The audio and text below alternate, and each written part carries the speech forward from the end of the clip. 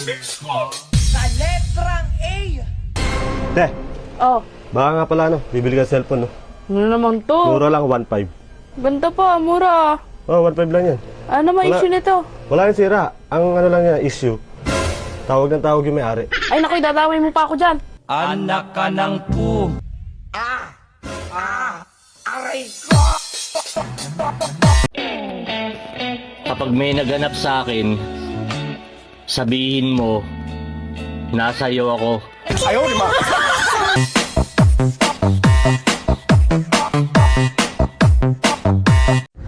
Kulang ka ba sa lambing? Tara. Puntahan kita. Paglambingan tayong dalawa. Ayos na naman ang hitsura ninyo, Dorinel, ha? Siguraduhin lang ninyo na nahugasan ninyo ang mga pinggan sa baba. Ready na naman kayo rumampa.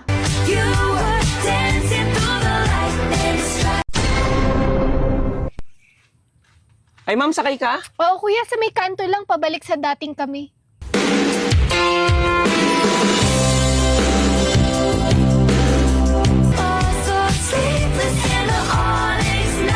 Inahit mo ang bulbul mo gamit ang normal na shaver, ang maraming blades ay dumadaan sa iyong balat na pinuputol ang nasa ibabaw lang na buhok. At dahil ito ay maginhawa at madaling gamitin, ang pang-ahit na ito ay maaaring magdulot ng ingrown hair at pangangat. Kapag inahit mo ang bulbul mo Te, pabili nga isang case. Pasok ka na lang para hindi ako mahirapan. Pasok na ako, ate ha. Sige. Ito. Oh, bakit? Sabi ko isang case. Isang case ng Red Horse pala. Sabi ko isang case eh. Isa pa. Look.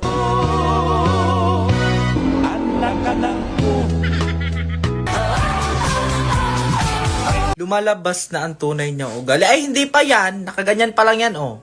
Nakasilip pa lang yan. Sinasabi ko sa iyo, siyang tunay.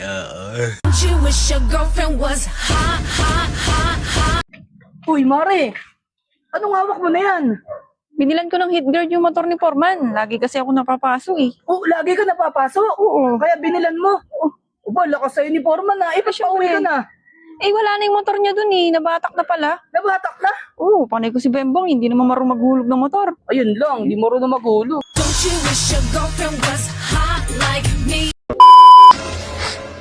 Oh, ba't nandyan ka naman? Kala ko ba may gimmick kayo nila paring Michael ngayon? Wala ka nang matutuloy na gimmick. Kinansel ko na yung lakad namin ni paring Michael. Bakit naman? Eh, pinayagan naman kita. Piniyagan mo nga ako.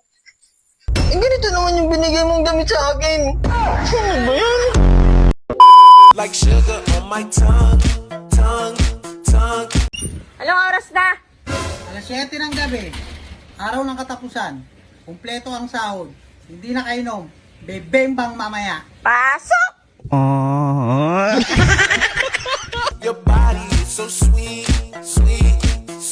Tatlong tips na pwede mong gawin kapag may nangiinsulto sa'yo. 1, titigan mo lang. Pagkatapos niya magbitiw ng insulto, huwag kang sumagot. Tingnan mo lang siya. Ipakita mo sa worth it.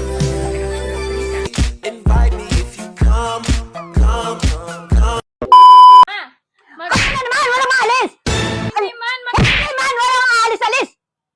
Laki na lang. Apikay ko lang sana ariin, pera. Ay, kailan! Walang pera! Di ko alam yung blood type ko. Ang alam ko, type kita. Wow! Ha? Uy! Uy! Tama na po.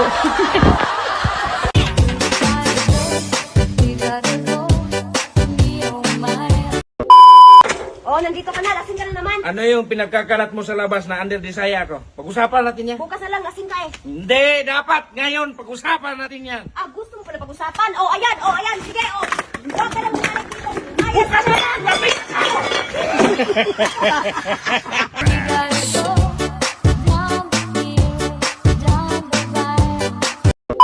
Kinakawawa ka ba naman ng asawa mo? Sobrang kinakawawa po. Kasi ang ginagawa sa akin sa bahay, paglalaba. Tapos, lahat ng gawain sa bahay, pinapagawa sa akin yung pagmamap, pag-aagiw. Tapos kahit tulog ako, ginigising niya ako para maglaba. Tapos yung pagluluto, Yun, nagluto. Oh, luto. Siya na gumagawa nun. Wala akong ginagawa sa bahay talaga. Tahimik lang ako dun eh. Kumbaga, asarap ng buhay ko.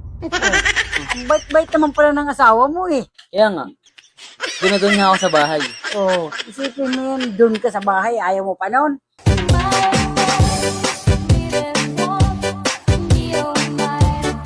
Huwag mo akong simulan, ha? Di mo ako madadaan sa ganyan titig mo.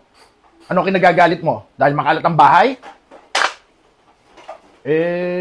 Ako rin naman na maglilinis yan. Kahit magkalat ka pa nga dyan, lilinisin ko eh. Saka, kung pagod ka, magpahinga ka muna dyan. Gusto mo bang tinapay?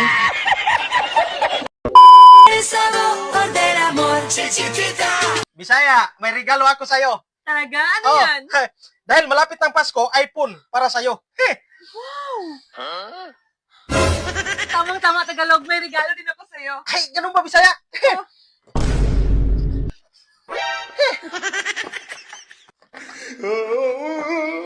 Bisaya, bakit toothbrush? Tagalog, magagamit mo yan.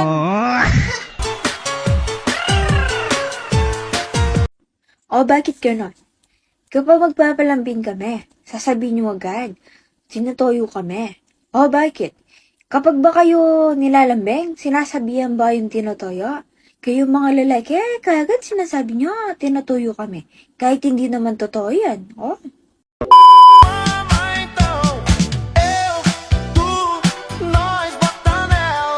Mga kapitbahay! May upload na ako! Panoorin niyo na ba?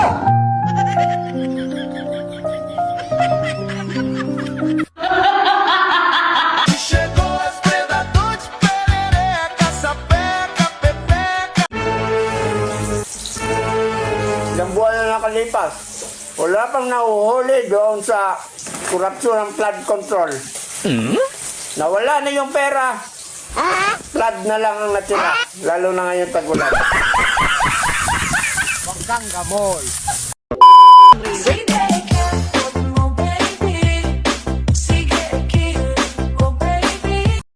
Kailangan ba i-report ko sa'yo lahat ng ginagawa ko?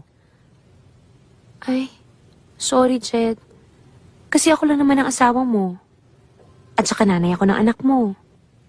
Sorry kung nagtatanong ako ng mga bagay-bagay sa buhay mo!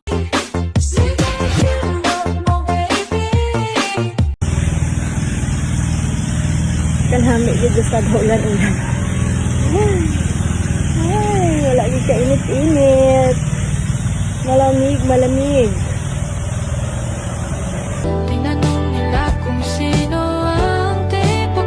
Lumabas ako ng bahay, sabi sa akin ng inggitera, mukha kang tanga sa TikTok. Ano naman? Nakikita mo to. Ikaw nga, hindi ka pa nagtitiktok, mukha ka ng tanga.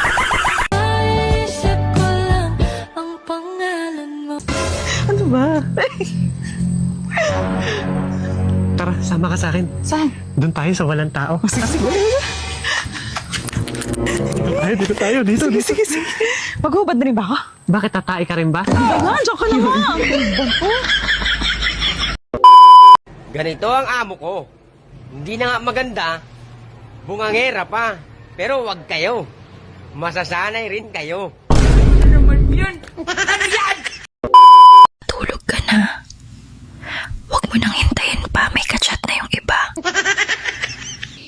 Huwag kang tanga, okay?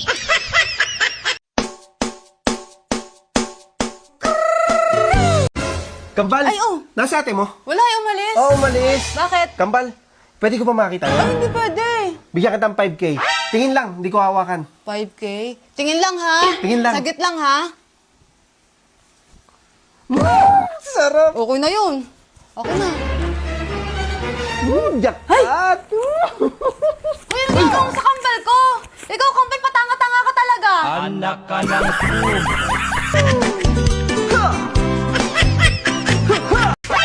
Ate, may pera ka? Paracetamol? Momay, may bato ka dyan? Wala. Gusto mo ibato ko sa ito? Alam mo walang pera, nagtatanong ka pa. Ayaw, di ma. Hoy, mahal, ano sinasabi ng kapatid ko may pumasok daw sa kwarto natin na sexing babae nakahubad pa? Ano ginawa mo? Malamang nagulat, tapos tumakbo ko palabas. Teko ba, mahal? Pag may pumasok doon sa kwarto mo na nakahubad, macho, oh, anong gagawin mo? Katulad din ang ginawa mo. Talaga? Oo, magsisinungaling din.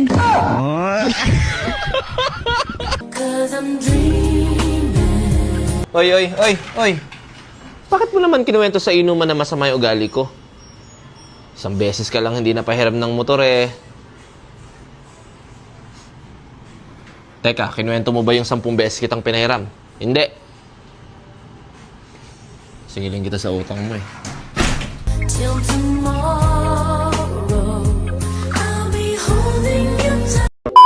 Lute! Oh, wala talaga. Wala talaga ako nakikitang buhok dito ng babae niya. Kahit ano wala eh, oh. Kahit maiksi, wala. Alam ko na. Baka kalbo yung babae niya.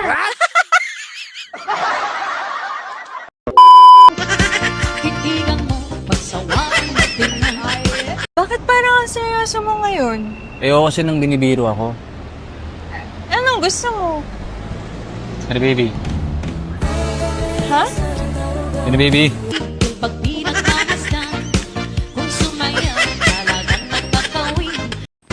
Hoy, mahal, sino to nag-text sa'yo? Babae mo siguro to, no?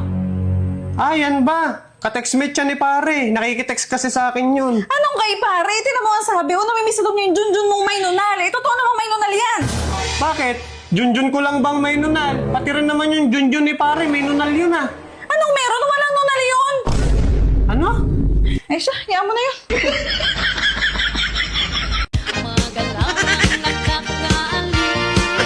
Kaya naman kayo, kuya. Ang kotse ko, dyan pa kayo naglalampungan? Ay, sorry po. Eto, jowa mo yan, te? Tanda-tanda mo na, jowa mo yan? Hindi ka naman magsalita, te. Nagmamahalan kami, te. Mamahala. Tanda mo na, tinan mo ano yan? Ano yan? Ilang taon ka na, kuya? Pinipirahan ka lang yan. Ano ba problema? Jesus ko, pinipirahan ka lang yan, ate. Nagmamahalan kami. May 6 kami na. Ani mong anak, sige na, anak mo sa ibang babae. Pero sa kanya, matanda na yan, magkakanak pa ba yan? Ano ka ba, te? Ba't mo Sino dito kotse ko? Ayaw niyo kong paalisin. Ayan nga. Wala kami sa kotse mo. Wala Sige, kotse. Ano pa Naku, kailan mo? te, tigil-tigilan mo yung kahibangan mo. Pag-ibig, te, pag-ibig. Lulukuhin ka lang yan. Yan mo ang mukha, oh. Grabe ka naman.